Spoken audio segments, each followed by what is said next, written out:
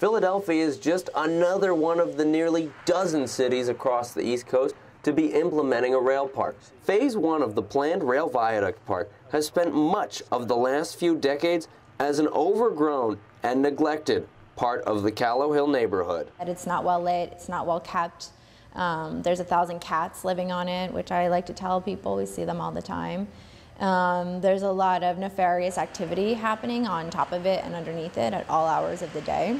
As the plans for Phase 1 have become a reality, the neighborhood around it has begun to reemerge. The transformation is happening in very clear ways that aren't stepping on things. I mean, there's a lot of empty lots where new projects are going up, but there's also a lot of really old historic stuff that's being reused. When the rail park is completed in whole, it is expected to be 3 miles long. Phase 1 is just the first step that many see in a larger green space, connecting Philadelphians to one another. It's going to change the way that Philadelphians move through the city, and it's going to change the way that we engage other communities. Friends of the Rail Viaduct Park have been an advocate for the building of the park and have helped fundraise for the $11 million needed to construct it. Many are expecting the impact of the rail park to be similar to that of the High Line in New York City. The city of New York invested $170 million into the creation of that public space.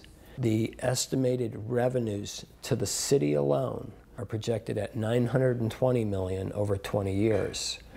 Converting old industrial spaces into parks is becoming a national trend.